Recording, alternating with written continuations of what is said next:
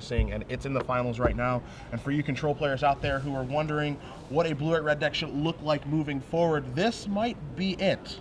You know, Iafrate has kept a 5-card hand on the play. That negates a lot of his ability. You know, the fact he's on the play, great. 5-card hand, not so great. I'm with you there. As we see a Rootbound Crag, here's a Mountain.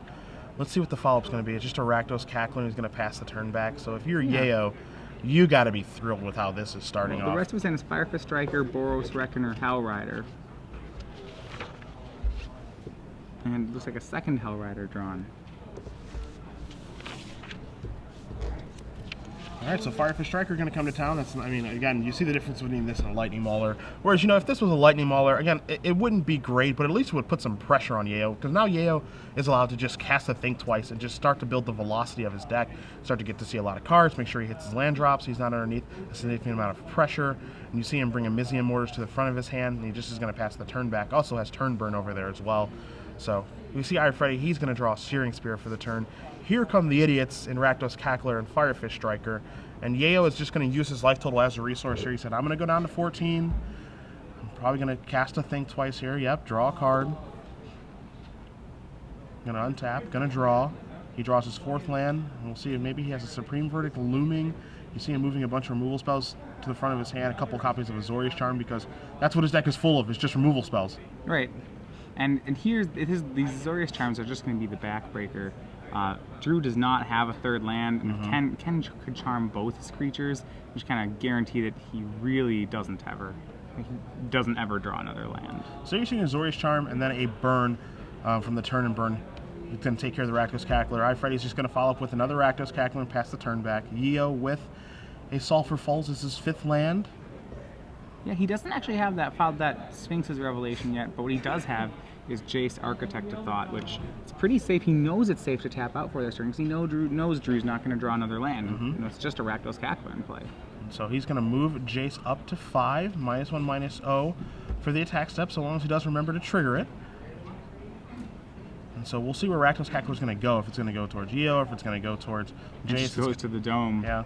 I mean, attacking Jace is kind of futile, right? Like, if you're wasting your time attacking that, you're so happy if you're Yeoh, as he draws another Planeswalker in the form of Tamiyo the Moon Sage. Right, and so that'll lock down Drew's creature. Drew can only swing for 1 right now. I mean, Team Planeswalker over here is more than enough to close out the game. Yeah. The Super Friends are here, and they're making life very difficult on Iafrate. Here's a Gorkland Rampager. He is going to Blood Rush that to take care of Tamiyo. But if you're Yeoh, you're like... Heads-up play. Yeah, I mean, killing that is awesome for Iafrate because like it needs to be done. But if you're Yeoh, you're like, perfect. Like, you just wasted an attack step and a card to take care of my Tamiyo in my deck that's full of removal. Great. Right, I mean, he traded again. Yeah. You know, and that's what all Ken wanted to do in the first place was trade. And here you'll probably see Ken take lands. Yeah, make sure he's got a Sphinx's Revelation in hand. Every land is actually another card. Yep.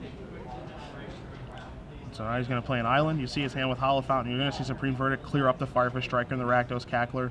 Jace Architect of Thought still standing tall. Ken with access to a Mizium Mortars in his hand for the next turn, or Azorius Charm on this turn in case some sort of hasty threat comes along. Right. He still does not have the 3rd red for Mizium Mortars. He just has 2, but not really an issue. I've already not casting threats.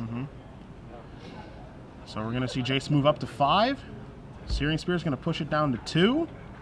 Right, and Ken's just... If Drew's having to use his burn spells to do that, Ken probably feels like he's already won the game. Yeah, I mean, this is best case scenario for him. Again, if the things are going towards the Planeswalkers and not your face, you know, your Sphinx Revelations are already great and they're only getting better. Casting Revelation on 3, I find it interesting there that Ken opted not to shock himself on the shock land. If you're committed to that Revelation play, usually you want to shock just to get the extra card. Yeah, I agree. And, you know, he's using 6 mana for his Revelation there to draw 3 cards where, you know, he could just double flashback Think Twice, draw 2 cards, you know, draw into a land, play a land untapped, and then have a Revelation be for 5. Yeah, there's no reason not to just make the Revelation for more. So now we're going to see Jace go away. Here's a Summon the Legion, War Leader's Helix, and a Sulphur Falls. And Drew could not move that card faster. Do you want your win condition in a land, or would you like War Leader's Helix, a card I can almost certainly not beat? Ken takes the win con. Sure. He has enough removal in his hand that he should be able to deal with Drew's top decks. And you see a Terminus over there. Here's Assemble the Legion. All right, so now all Ken needs to do is continue to play kill spells. He has a win con going, and Drew doesn't have an answer to that in his deck.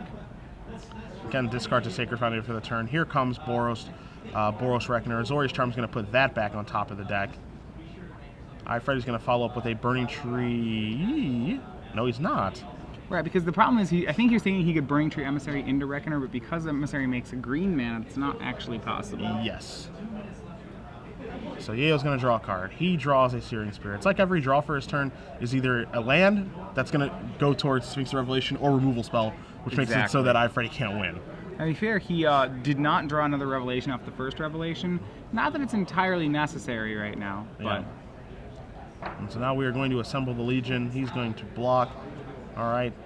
Forest Reckoner is going to poke. Pillar of Flame is going to take care of that. Yeoh is going to take 2 damage from that. So he goes to 13. So he dealt 3 damage in total to the Reckoner. You just want to clear those Reckoners out of the way, which is definitely what you see him doing right now. Like, he knows another Reckoner is coming off the top of the deck because of the Azorius Charm last turn. You see, pretty much for 5 mana here, a double cycled Think Twice. And so Think Twice is going to get flashback again. It's going to draw him a War Leader's Helix. Here's a Searing Spear to take care of the Reckoner, so he gets to use all of his mana for the turn. Reckoner's going to go upstairs, knock Yeoh down to 10.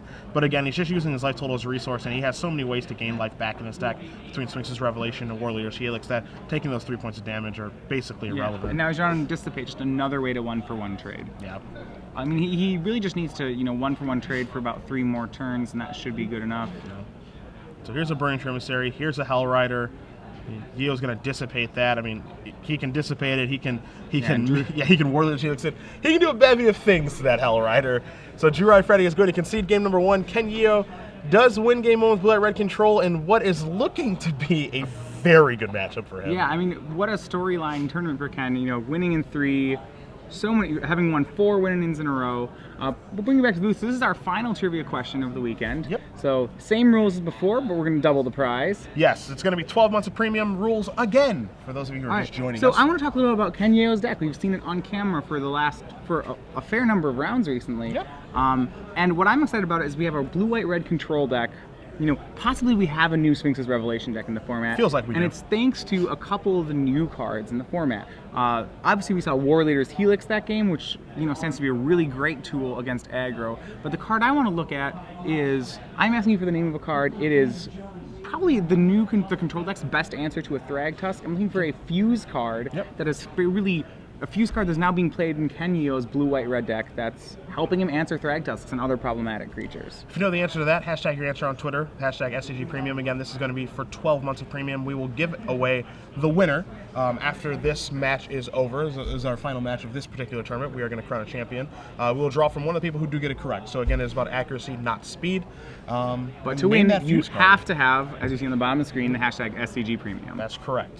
As we are going to analyze the sideboards here, we're going to go to Drew Iafrate because he is going to need some help, to say the least. Well, the first thing he probably needs help is he can't mold a 5 again. That cannot happen.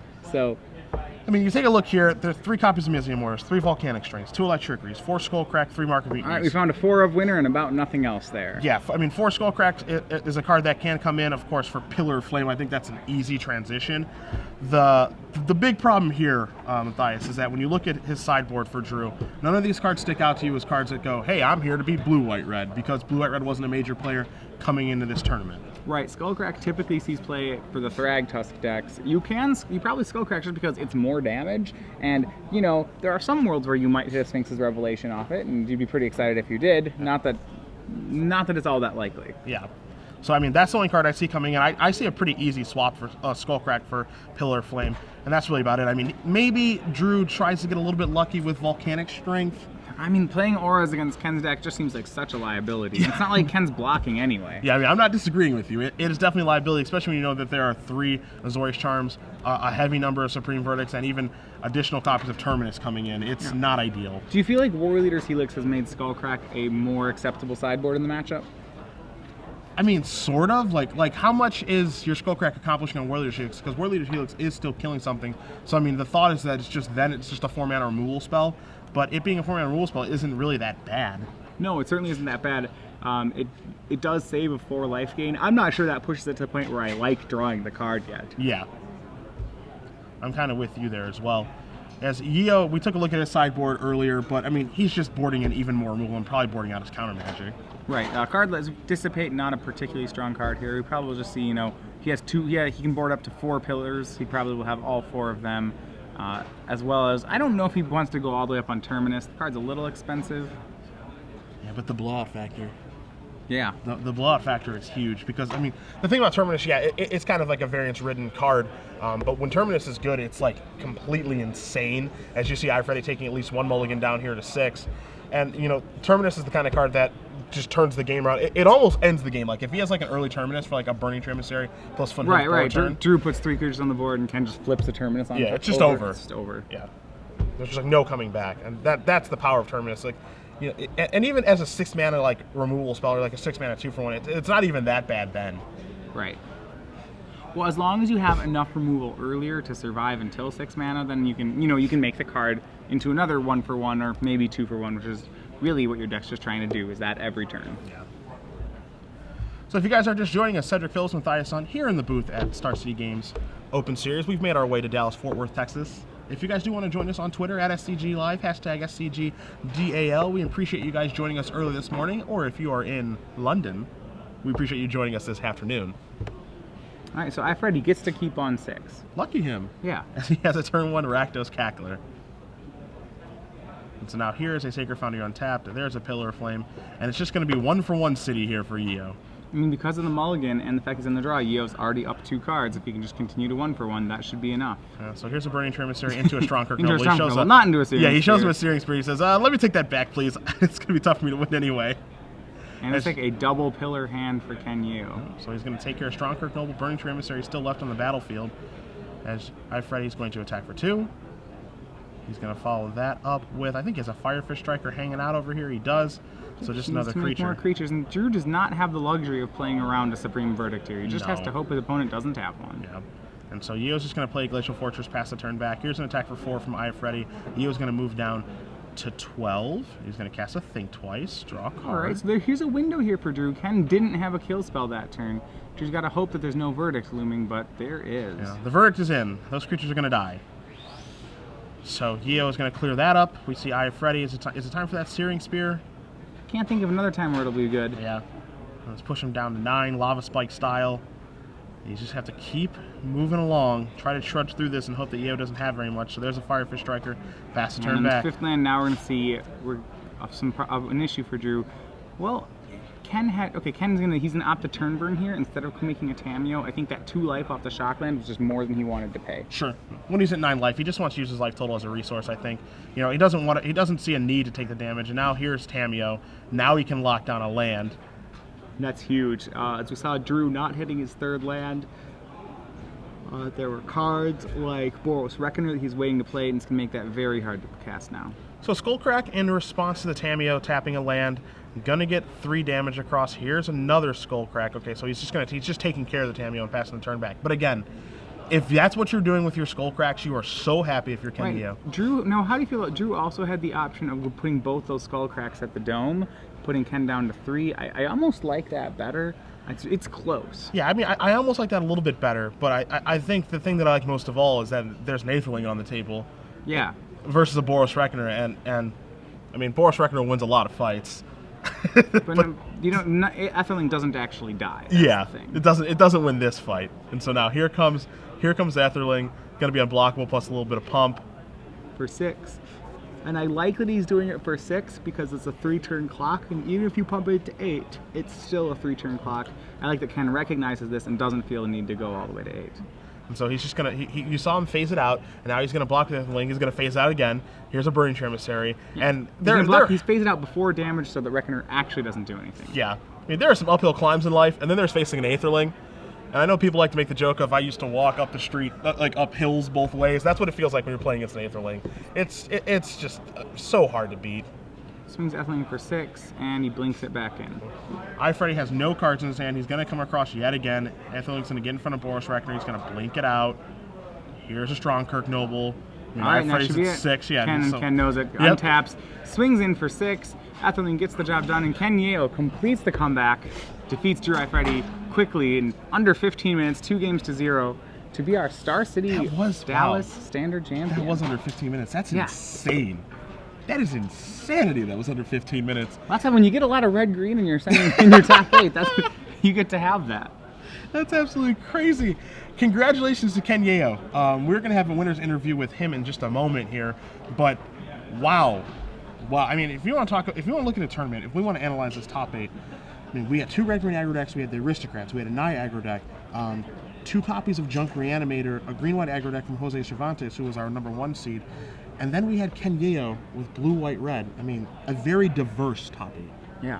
Is the impressive thing here. No Jund this go around. I mean, Jund has the opportunity to redeem itself in our second standard open today. But I Then I remember Jund losing both the win-ins for the top, both of our 2 Yeah. feature matches for the top 8. So certainly there was Jund. You'll see in the deck list in the top 16 there should be some of those decks. yeah, that deck's not dead by any stretch of the imagination. But the big story here is blue, white, red winning. And we did ask a question about blue, white, red for our premium. William Strickland at Junsis for all. That's a funny joke, my friend. Oh. You did have the answer correct. The answer, of course, was Turnburn. correct. A card that I think I don't want to say that that's the card that brought blue, white, red back to the show, but I think it's an incredible tool for the deck. I mean, I really like how it answers Thragtusk. Yeah. And I think that's the best one, is that they don't get anything with it. It's just a 5-mana kill Thragtusk spell. Joining me in, congratulate this We're going to congratulate Ken Yeoh here on the loudspeaker. Yeah. Ken Yeoh. So congratulations to him on what was it was a very impressive top 8. Every time that we had him on camera starting at round 9, he won that mirror, as you said, against blue and red. Then he won the match against Jund pretty easily, honestly. And then you see him dispatch green-white aggro. Then he dispatches back-to-back red-green aggro decks. His deck is incredibly well situated for aggressive matchups. And it doesn't seem like when there's no concern about having to prepare your deck for the mirror and you can gear towards one thing, which is aggressive decks right now. That's a control deck's dream, is to only have one sort of thing to face. Yeah. The good part about control